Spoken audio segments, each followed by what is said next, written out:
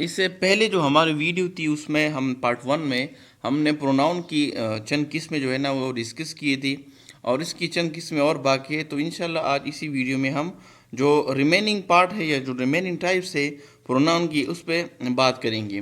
तो एक टाइप इसका है रिसिप्रोकल प्रोनाउंस। रिसिप्रोकल प्रोनाउंस कौन सी प्रोनाउंस होते हैं? Are a type of pronoun that express a mutual और reciprocal relationship between two or more people things और ग्रुप्स।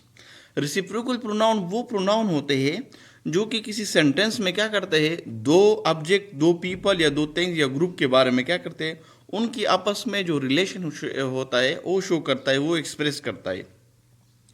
तो उन सच प्रोनाउन को हम कहते हैं रिसिप्रोकल प्रोनाउंस। रिसिप्रोकल प्रोनाउन जो कॉमन रिसिप्रोकल प्रोनाउन है वो ईच अदर है और वन अनदर है। अगर हम इसकी यूसेज की बात करें ईच अदर और वन अनदर की कि कहाँ कहाँ पे हम इसको इस्तेमाल करते हैं, ईच अदर को कहाँ यूज़ करेंगे सेंटेंस में और वन अनदर को कहाँ पे यूज़ करेंगे। तो पहला ईच अदर। तो ईच अदर जो होता है वो सेंटेंस में हम तब यूज़ करते हैं जब टू इंडिविजुअल हो, चाहे वो पर्सन हो, थिंग्स हो, उसके बारे में उसके दरमियान अगर हम रिलेशन शो करते हैं, दो ही ऑब्जेक्ट हो उसमें, यानी दो ही इंडिविजुअल हो, तब हम ईच अदर का इस्तेमाल करते हैं। फॉर एग्जांपल जॉन एंड सारा लव ईच अदर। अब ये एक सेंटेंस है, अब देखो इसमें जॉन एक है और सारा दो, तो ये दो इंडिविजुअल है इसमें और लव करते ईच अदर को, तो इसका मतलब हुआ कि ये दोनों एक दूसरे से मोहब्बत करते हैं, यानी ये दो इंडिविजुअल है। इसी तरह they help each other with their homework, वो अपने होमवर्क में एक दूसरे का हेल्प करते हैं, मदद करते हैं। तो अब जब ईच अदर का हमने इस्तेमाल किया, इसका ये मतलब हुआ कि जो दे है, दे जिसकी जगह इस्तेमाल हुआ है, ये दो ही लोग हैं, मतलब दो से ज़्यादा नहीं है, क्योंकि ईच अदर आया है तो इसका मतलब सिंपली मतलब ये हुआ कि ये दो ही लोग हैं, वो एक दूसरे की होमवर्क में एक दूसरे की मदद करते हैं। तो जब दो इंडिविजुअल हो सेंटेंस में, उसके दरमियान अगर हम रिलेशन शो करते हैं तब हम ईच अदर का यूज़ करेंगे। और दूसरा है वन अनदर। वन अनदर तब यूज़ करेंगे जब सेंटेंस में दो से ज़्यादा इंडिविजुअल हो, वो तब हम यूज़ करेंगे वन अनदर का। Example the team members support one another. जो टीम मेंबर है वो सपोर्ट करते हैं वन अनदर। इसका मतलब हुआ कि जो टीम का मेंबर है वो दो से ज़्यादा इंडिविजुअल, जाहिर बात है हम जानते हैं कि टीम में 10 मेंबर, 11, 12 मेंबर होते हैं, यानी दो से ज़्यादा होते हैं। तो दो से ज़्यादा जब कोई इंडिविजुअल सेंटेंस में हो और उनके दरमियान जब हम कोई रिलेशन शो करना चाहते हैं, तब हम उन जुमलों में क्या यूज़ करेंगे, ईच अदर की बजाय हम वन अनदर का इस्तेमाल करेंगे। इसी तरह the siblings care for one another. जो सिबलिंग्स है वो एक दूसरे का ख्याल रखते हैं। इसका मतलब वो सिबलिंग्स जो है वो दो नहीं है, दो इंडिविजुअल नहीं, बल्कि दो से ज़्यादा है, 3 भी हो सकते हैं, 4 भी हो सकते हैं, एंड सो ऑन।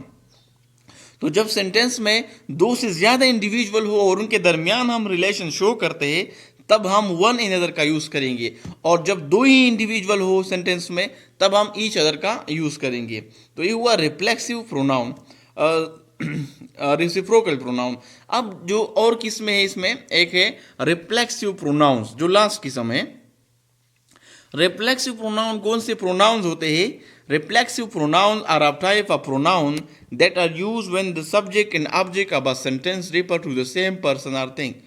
इसमें ये होता है कि जो रिफ्लेक्सिव प्रोनाउन होते हैं ये वो प्रोनाउन होते हैं सेंटेंस में, अगर सेंटेंस में सब्जेक्ट और ऑब्जेक्ट जो है ना वो एक ही पर्सन, एक ही चीज़ हो, तब हम उन से प्रोनाउंस की जगह जो हम यूज़ करेंगे वो हम रिफ्लेक्सिव प्रोनाउन कहते हैं। मतलब ये कि अगर सब्जेक्ट कोई एक्शन परफॉर्म करता है और वो रिफ्लेक्ट हो जाता है, बैक हो जाता है उसी की ऊपर, मतलब एक्शन जो सब्जेक्ट ने किया वो दोबारा सब्जेक्ट की तरफ लौट कर आ जाता है, तो उसको हम कहते हैं, उस वक्त जो प्रोनाउन हम यूज़ करेंगे उसको रिफ्लेक्सिव प्रोनाउन कहा जाता है। और रिफ्लेक्सिव प्रोनाउन सिंपली हम सेल्फ एडिंग, अगर हम सेल्फ ऐड करें उससे सिंगुलर के लिए सेल्फ और प्लूरल के लिए सेल्फ हम ही ऐड करेंगे, तो तब हम इस तरह ये बना सकते हैं। फॉर एग्जांपल माई है तो उसके साथ सेल्फ ऐड करें तो माई सेल्फ, यू है तो यूर सेल्फ, हर है तो हर सेल्फ, इसी तरह देम है तो देम सेल्फ। तो प्लूरल के साथ अगर हम सेल्फ ऐड करें और सिंगुलर के साथ हम सेल्फ ऐड करें, तो इसी तरह हम जो रिफ्लेक्सिव प्रोनाउन है वो बना सकते हैं। अगर हम इसकी यूसेज की बात करें तो इसकी फिर किस्में है, एक है सिंगुलर रिफ्लेक्सिव प्रोनाउंस और दूसरा है प्लूरल रिफ्लेक्सिव प्रोनाउन। अब सिंगुलर रिफ्लेक्सिव प्रोनाउन कौन कौन से है?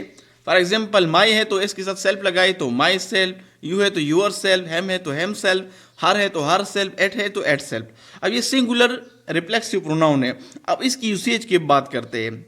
एग्जाम्पल देखिए, I cut my self while cooking.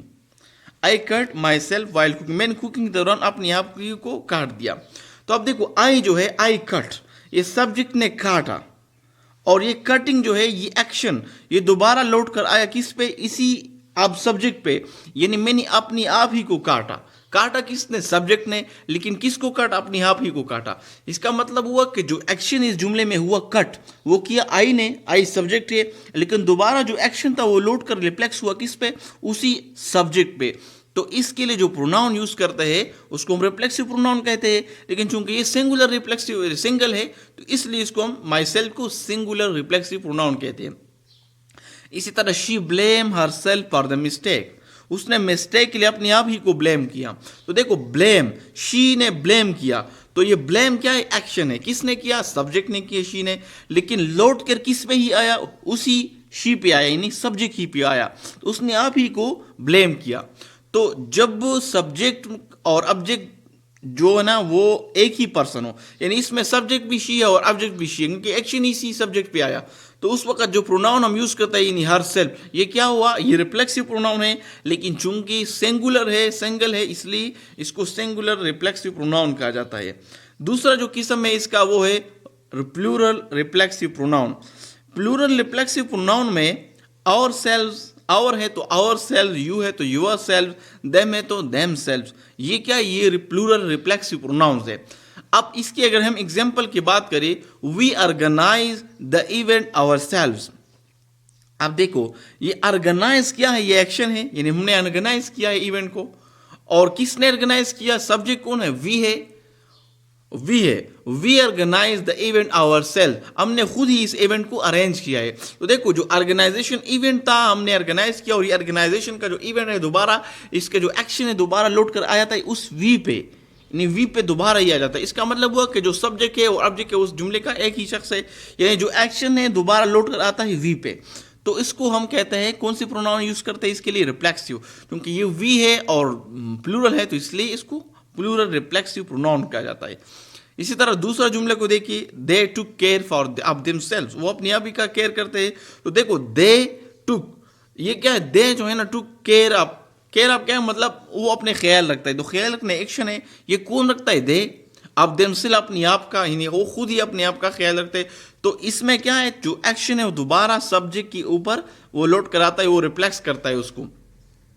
तो इस सच टाइप ऑफ प्रोनाउन हम जब यूज करते हैं जब सब्जेक्ट और ऑब्जेक्ट किसी जुमले का एक ही हो, यानी सब्जेक्ट कोई काम करता है एक्शन, और वो एक्शन दोबारा उसी सब्जेक्ट के अब सब्जेक्ट की तरफ लौट कर आता है, तो सच टाइप ऑफ प्रोनाउन को क्या कहते हैं, रिफ्लेक्सिव प्रोनाउन। अगर ये सिंगल हो तो फिर उसको सिंगुलर रिफ्लेक्सिव प्रोनाउन कहते हैं, अगर ये प्लूरल हो तो फिर हम उसको प्लूरल रिफ्लेक्सिव प्रोनाउन कहते हैं।